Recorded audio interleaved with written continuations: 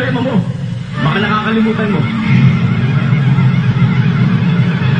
Nahalikan na kita, hindi ba?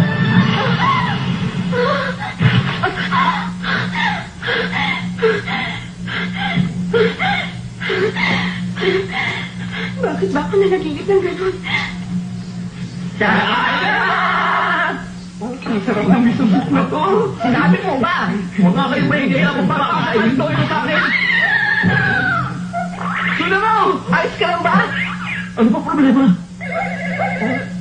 Sino ba ito tumatawag ang aga-aga eh? Yes, hello? Good... Auntie, kayo pala! Opo, ayos naman siya. Ano kayo? Opo, ayos naman. Ayos naman po lahat. Maganda ang kapandang ko ito.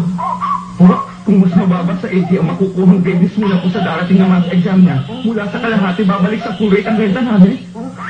Opo, auntie. Naiintindihan ko po. Maasahan po kami. Hanggang dyan ka na lang! Nag-alala ako na baka kung anong mabigat na problema ibibigay sa atin ni auntie, pero simple lang pala. Kung si Takinaga ang magsututor sa'yo, madali ka matututo. Oo nga, sandali lang yan. Sabihin mo, kumusta ba ang mga grades mo ngayon sa math? Kagaya ba nung midterm?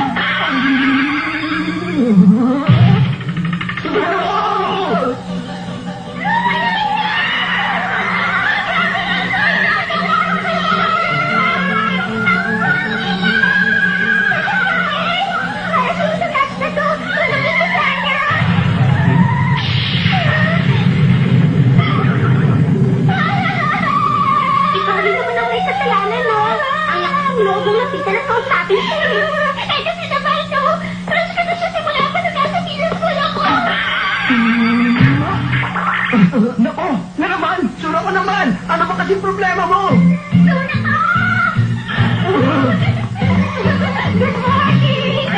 Sorry pala! Ang ganda-ganda niya talaga sa personal! Sikat na sikat talaga si Noy sa mga lalaki sa campus, ano, Takinaga? Nagsiselos ka ba doon? Hindi rin. Kahit doon ako, may sasabihin nga mula ako sa'yo. Kahapon nakakita ko ng isang model ng Keraton. Hindi ko makagustuhan mo. Dahil hindi ko mayroon siya sa kanto. Pwede ba? Huwag kang masyado mayapang dyan, ha? Doon ako nakahara. Alam natin ang totoo. Kung hindi lang ikaw ang pamangkin na may-ari ng tinutuluyan nila, hindi ka pakansanin nila ako, hey. Alam mo, sa tingin ko, hindi mo naiintindihan kaya ako lang magpapaliwanag. Maganda si Sunako at napakagaling din niyang lumaban. Insecure lang kayo dahil napaka-cool niya. Mas may kwenta pa ang dumi niya sa kuko kasi sa inyong apat.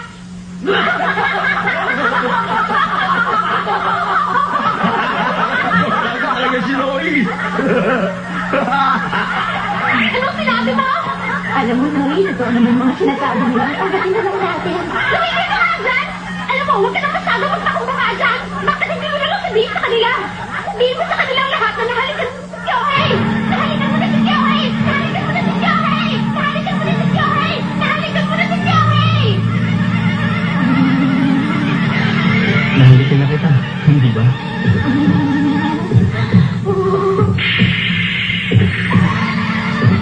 Naalala ko na.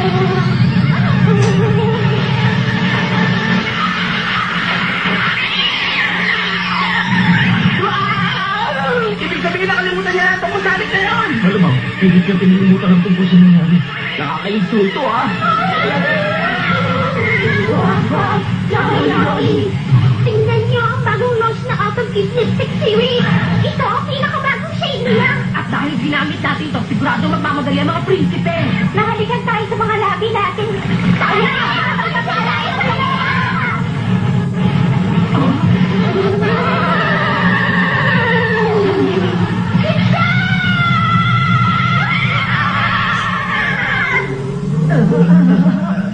Simula ngayon, wala nang babanggit sa salitang yun. Tama ka!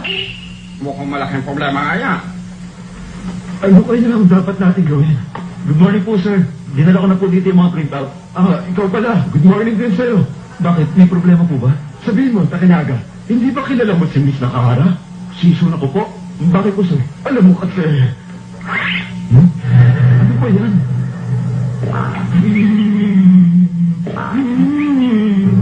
Pakiramdam ko may nakakasaka kung naalala kanina lang pero nakalimutan ko naman kung tungkol saan bagay ba yun. Aalalahanin ko ba o wag na lang?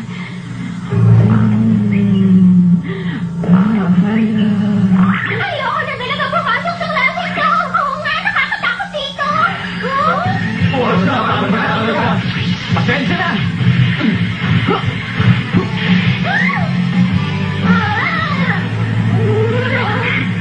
Eto na yung latest test results ni Sunako. Sa Japanese, 98. Sa English, 100. Sa Physics, 93. Sa Social Studies, 89. Wow, dali ko pala yung ko! Sa Math, 3. Ano ka ba? Bakit di mo mababa ang grade mo sa math? Subukan mo sagutin itong mga practice questions ni Takinaga. Ano ba to? Ang hirap naman ng mga to! Basic sums pa lang yan, included yan sa next exam. Nagbibiro ka ba? Kahit pala tayo sasabit din. Sige na, Sunako. Subukan mo na yan sagutin.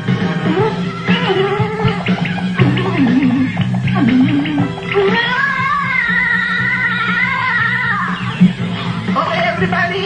Ginawa ko na ang support natin!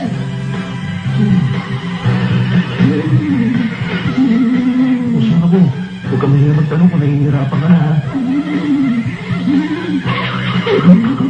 Kaya mo yan! Kaya ko to. Sige, Sunako. Sabihin natin may tatlong Josephine. Marian, Ha? buong skeleton si Josephine. Kung gusto mo lang kumulang, si John lang yan. Hindi na yan importante. May tatlong Josephine.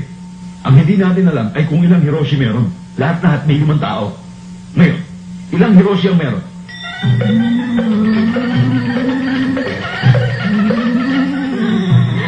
May 2 Hiroshi. Ang galing niya talaga! Papasalabasan yan. Next problem na. Kung si Josephine ang Y at sabihin natin si Hiroshi naman ang X, subukan mo sagutin ang simpleng equation na to.